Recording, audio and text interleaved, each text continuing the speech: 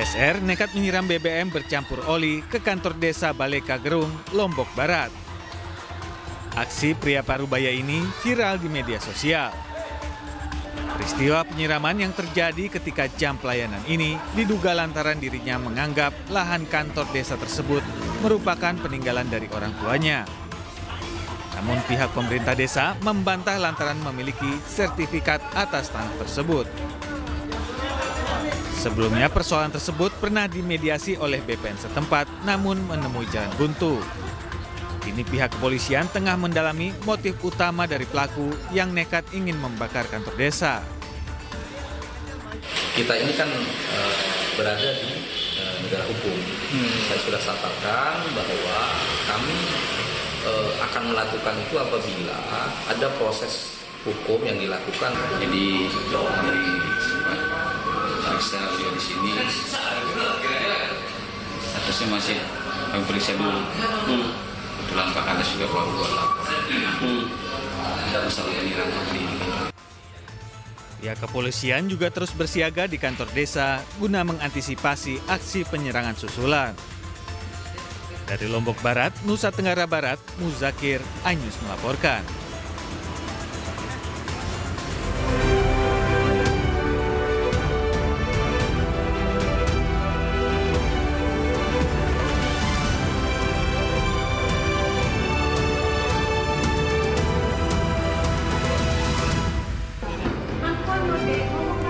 Viral di media sosial, seorang dokter muda di Palembang, Sumatera Selatan menjadi korban penganiayaan.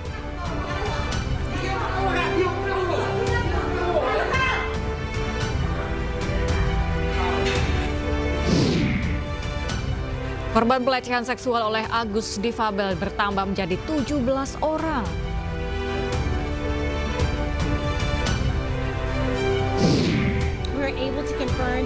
Video amatir merekam detik-detik jatuhnya pesawat di Jalan Raya Texas, Amerika Serikat.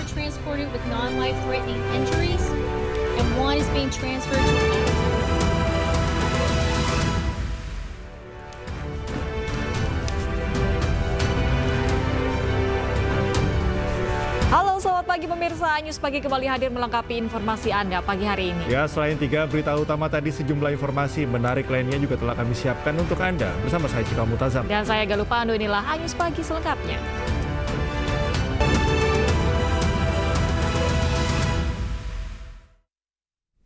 Kita awali iNews Pagi hari ini pemirsa. Viral di media sosial, seorang dokter muda di Palembang, Sumatera Selatan jadi korban penganiayaan. Korban dianiaya oleh sopir dari orang tua mahasiswi kedokteran yang tidak terima anaknya dijadwalkan untuk piket selama libur akhir tahun. Kami sudah baik-baik.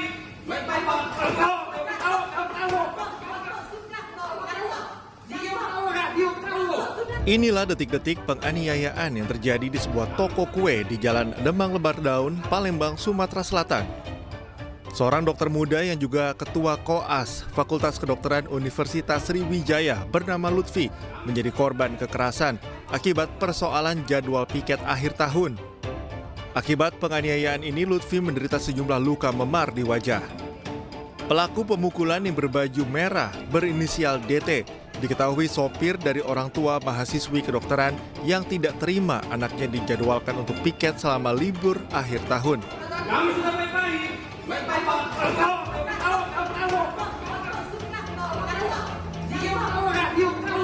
Diketahui mahasiswi Fakultas Kedokteran Unsri yang tak terima dengan jadwal piket itu adalah Lady Aurelia Pramesti yang kemudian melapor ke ibunya. Peristiwa ini pun menjadi sorotan publik setelah video pemukulan tersebut viral di media sosial. Dari Palembang, Sumatera Selatan, tim liputan iNews melaporkan. Usai viral pemirsa perkelahian dokter koas dengan sopir dokter koas lain di Palembang, Sumatera Selatan, pihak Universitas Sriwijaya menyayangkan peristiwa yang melibatkan mahasiswa didiknya. Unsri akan menindak tegas atas kejadian tersebut.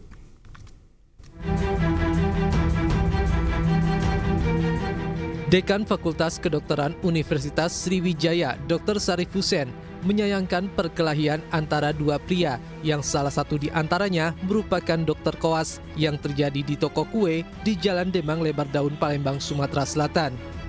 Kedua pria yang berkelahi salah satunya merupakan peserta didik Fakultas Kedokteran Universitas Sriwijaya dalam program profesi dokter dengan pendidikan utama di Rumah Sakit Siti Fatimah bernama Muhammad Lutfi. Muhammad Lutfi dianiaya oleh sopir Dr. Koas Lady Aurelia Pramesti terkait jadwal jaga di libur Nataru. Usai mendapat laporan perkelahian, pihak fakultas langsung mengadakan rapat koordinasi untuk meminta pada rektor memproses insiden tersebut. Setelah kami menerima laporan tersebut pada hari kemarin, telah juga kami lakukan, telah kami dapatkan kronologi alur cerita yang sebenarnya terjadi dari laporan baik dari saksi anak-anak kami yang ada di tempat kejadian. Setelah itu kami lapor ke rektor, ya, dan kami bersurat pada pagi hari ini juga, ya, kami meminta kepada rektor proses yang semestinya. Sementara Divisi Humas Rumah Sakit Siti Fatimah menjelaskan jika perkelahian terjadi saat kedua dokter koas tersebut berada di luar jam tugas.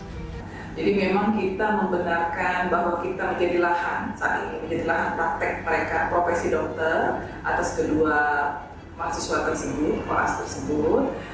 Tetapi untuk masalah kejadian tersebut itu di luar tanggung jawab Siti Fatimah. Karena satu, pertama memang kejadian di luar lahan RSUD Siti Fatimah. Kedua, masalah yang menjadi pemicu di dalam hal ini itu memang betul diatur oleh anak-anak sendiri. Sebelumnya, dua pria terlibat baku hantam di sebuah toko kue di Jalan Demang Lebar Daun, Palembang, Sumatera Selatan. Sejumlah rekan keduanya yang berada di lokasi pun berusaha melerai pertikaian. Akibat perkelahian, salah seorang pria yang berpakaian dokter koas dirawat di Rumah Sakit Bayangkara, Palembang karena alami luka di bagian gigi dan muka.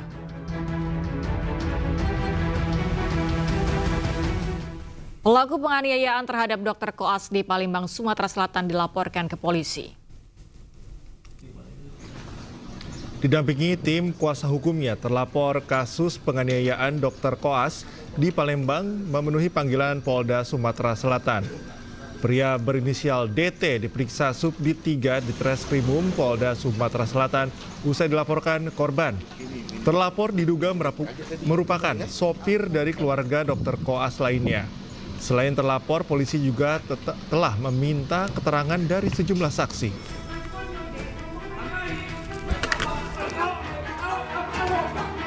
Saat ini terduga terlapor sudah berada di unit 5 ya, di Subdit 3 di unit 5. Sudah datang, tadi diantar oleh pengacaranya, jadi saat ini diterima oleh penyidik untuk dilakukan pemeriksaan. Pemirsa, polisi menangkap sejumlah orang yang tengah berpesta narkoba di salah satu hotel Kota Padang, Sumatera Barat. Salah satu pelaku merupakan bandar narkoba yang sudah menjadi target operasi.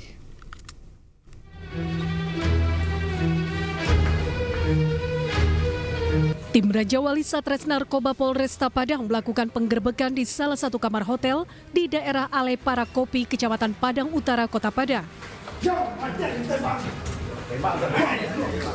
Saat digerebek, petugas mendapati dua orang pria yang salah satunya merupakan bandar narkoba berinisial RB yang selama ini menjadi target operasi yang kerap melakukan transaksi dan pesta narkoba di sejumlah hotel berbintang di Kota Padang. Selain mengamankan RB, petugas juga mengamankan rekannya yang berinisial DL. Saat dilakukan penggeledahan, petugas mendapati 4 paket sedang narkotika jenis sabu beserta bong atau alat hisap sabu yang disembunyikan di balik kasur.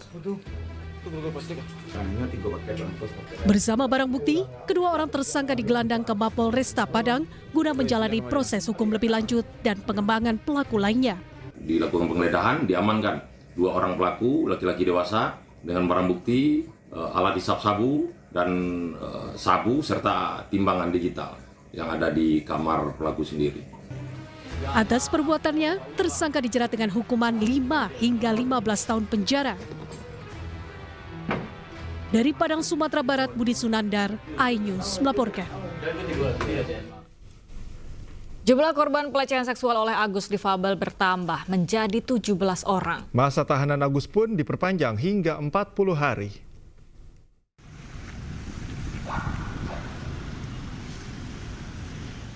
Penambahan masa tahanan rumah selama 40 hari ke depan Agus Buntung tersangka pelecehan seksual terhadap mahasiswi di Mataram disampaikan Direktur Reserse Kriminal Umum Polda NTB, Kombes Pol Syarif Hidayat. Perpanjangan masa tahanan rumah Agus dilakukan menyusul telah habisnya masa tahanan rumah pertama. Untuk sementara, karena kita sudah lakukan perpanjangan 40 hari ke depan terkait dengan penahanan rumah, nanti ada penilaian. Karena ini masih proses ditangani oleh penyidik, kami berkomitmen tetap masih ada di 40 hari ke depan. Sementara itu pendamping korban Ade Latifah menjelaskan jika jumlah korban Agus Buntung bertambah menjadi 17 orang, 2 diantaranya adalah anak-anak. Setidaknya satu poin itu sudah sesuai ya, bahwa ada perintah di sana dari tersangka terhadap korban, intinya ada di sini. Cuma memang yang di dalam kamar kan kami tidak bisa gitu. Jadi kami belum bisa melihat perbandingan, kami akan lihat kembali perbandingannya yang sekarang. Apa harapannya, Mbak? Ya tentu harapannya bagaimana kemudian rekonstruksi hari ini juga bisa memperlihatkan kebenaran ya, sesuai dengan yang kemudian korban terangkan juga. Viralnya kasus Agus Buntung tersangka pelecehan seksual mahasiswi di Mataram telah menuai pro dan kontra di tengah masyarakat. Dari Mataram, Nusa Tenggara Barat, Hari Kasidi, iNews melaporkan. Diduga terpleset saat memancing di sungai, seorang bocah di Probolinggo, Jawa Timur tewas tenggelam. Keluarga korban histeris saat jasad korban ditemukan warga di dalam gorong-gorong.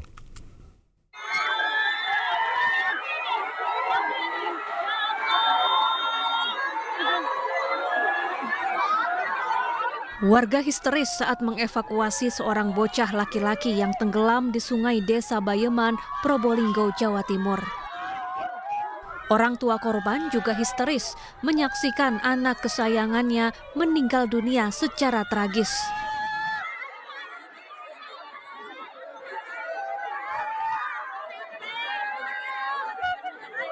Korban ditemukan dalam gorong-gorong setelah terbawa derasnya arus sungai.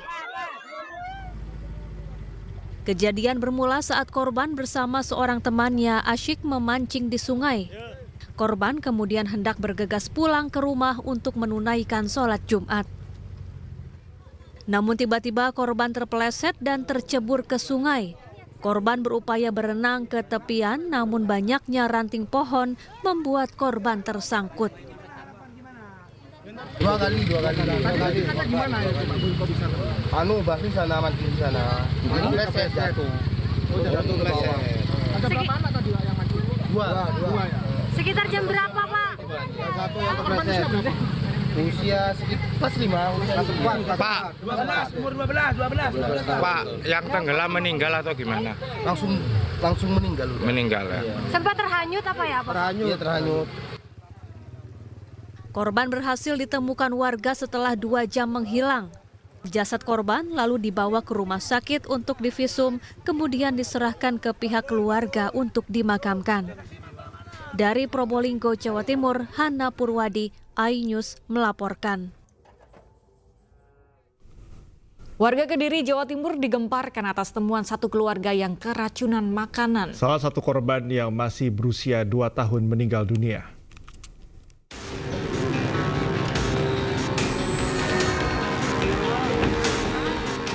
Video amatir warga merekam detik-detik seorang anggota polisi mengevakuasi seorang balita yang tewas diduga akibat keracunan di Desa Manggis, Kecamatan Ngancar, Kabupaten Kediri, Jawa Timur.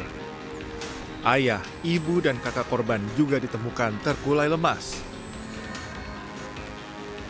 Penemuan satu keluarga yang keracunan berawal saat sang anak pertama menghubungi saudaranya untuk datang ke rumah. Sesampainya di lokasi, saudari terkejut mendapati kondisi satu keluarga ini. Ketiga anggota keluarga yang selamat langsung dilarikan ke rumah sakit. Sementara Rafa, korban yang meninggal dunia, dibawa ke ruang jenazah. Sampai saat ini korbannya yang meninggal 1 orang, anaknya yang paling kecil, usianya sekitar 2 tahun. Informasi dugaan awal keracunan, cuma jenis racunnya apa kami juga belum tahu, kejadiannya seperti apa juga kami belum tahu. Tadi saya masih koordinasi dengan pihak Inafis yang dari Polres. Polisi langsung melakukan olah TKP di rumah korban dan masih menyelidiki kasus keracunan ini. Dari Kabupaten Kediri, Jawa Timur, Afnan Subagio, iNews melaporkan. Polisi menangkap pembunuh balita berusia 3,5 tahun di Jombang, Jawa Timur. Pelaku yang merupakan kekasih ibu korban ternyata juga pernah memberi racun tikus kepada korban.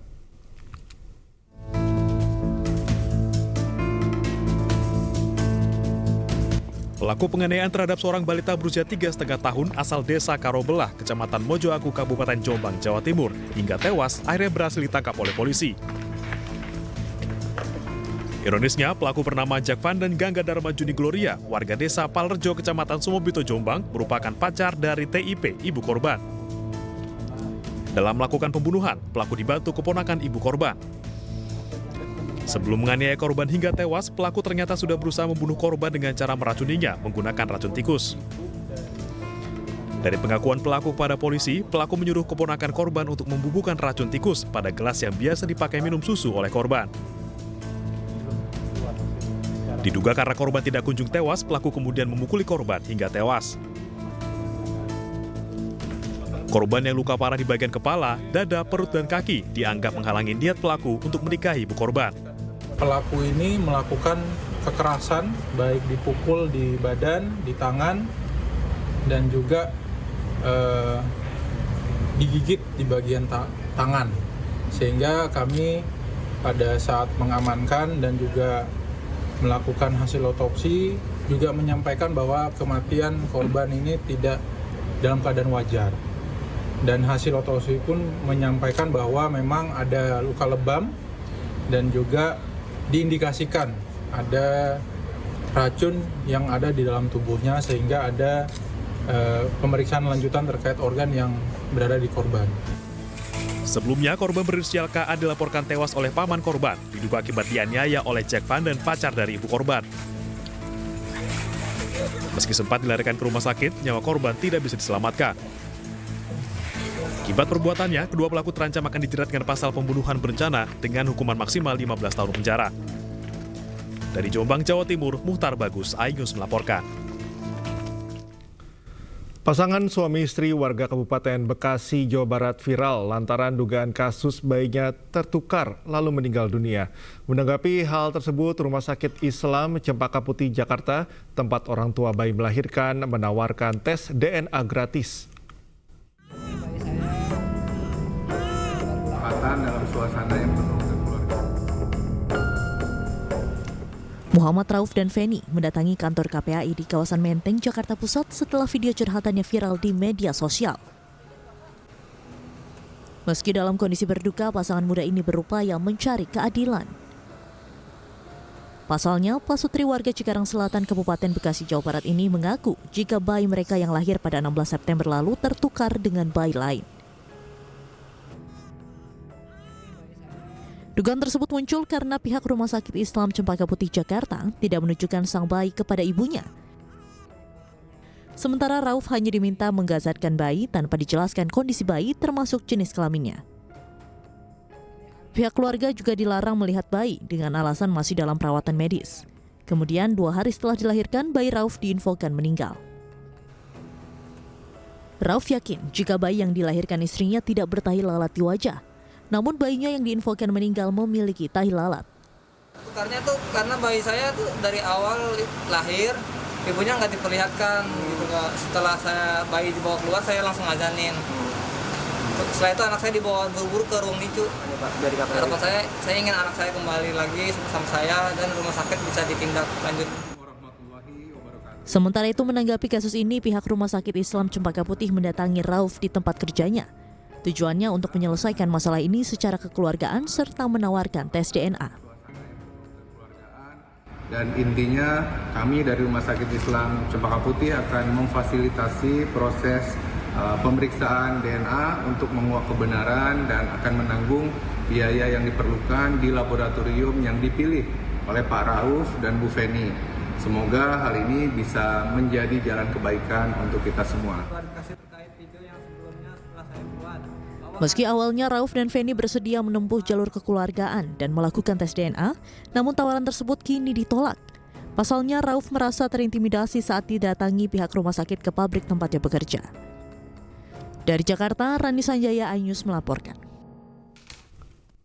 Komisi Pelindungan Anak Indonesia akan segera memanggil pihak Rumah Sakit Islam Cempaka Putih buntut dugaan tertukarnya bayi di Bekasi. Pemanggilan untuk mengklarifikasi aduan kedua orang tua bayi.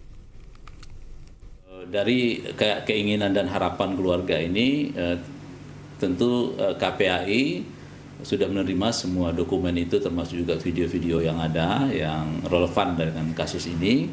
Kemudian selanjutnya KPAI tentu akan memanggil rumah sakit ya untuk mengklarifikasi terkait aduan yang masuk ke kami, dan tentu kami akan mendalami dan termasuk juga penyelesaian seperti apa yang memungkinkan untuk dilakukan sesuai dengan tusi KPAI. Gitu. Tentu informasi yang disampaikan keluarga ini nanti kami akan klarifikasi ya. Klarifikasi apakah memang seperti itu peristiwanya gitu ya. Ya seharusnya ketika bayi lahir setidaknya tentu keluarga punya harapan terkait jenis kelamin seperti apa gitu ya. Kemudian ya informasi tentang bayi gitu ya. Tapi dari pihak pengadu itu tidak didapatkan gitu ya. Dan tentu kalau memang ini seperti itu ya tentu sangat. Kepolisian Yogyakarta membongkar praktek jual beli bayi yang melibatkan 2 orang bidan. Praktek tersebut telah berlangsung sejak 2010 dan para pelaku telah menjual puluhan bayi dengan harga puluhan juta rupiah per bayi.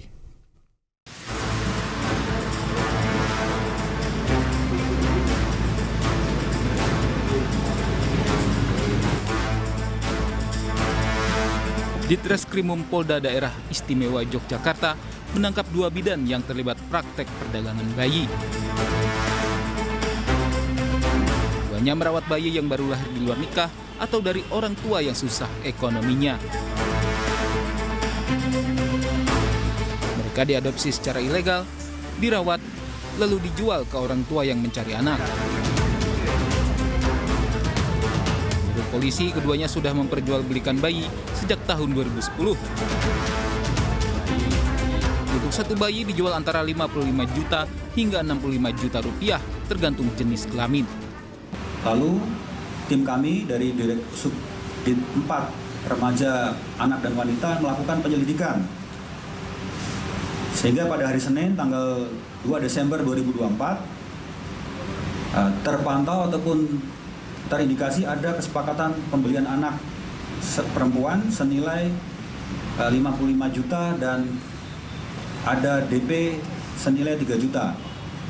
Ini kami dapatkan dari nomor rekening tersangka. Berdasarkan hasil sementara pemeriksaan dari penyidik kami, diketahui dari kegiatan kedua tersangka tersebut telah mendapatkan data sebanyak 66 bayi yang terdiri dari bayi laki-laki 28 dan bayi perempuan 36 serta 2 bayi tanpa keterangan jenis kelaminnya. Tersangka dijerat Undang-Undang Perlindungan Anak dengan ancaman hukuman 15 tahun penjara. Di Yogyakarta, Gunanto Farhan, iNews melaporkan. Kecelakaan 6 kendaraan terjadi di tol dalam kota di jalur kontraflow Cawang, Jatinegara, Jakarta. Informasi selengkapnya usai jeda, tetaplah di iNews Pagi.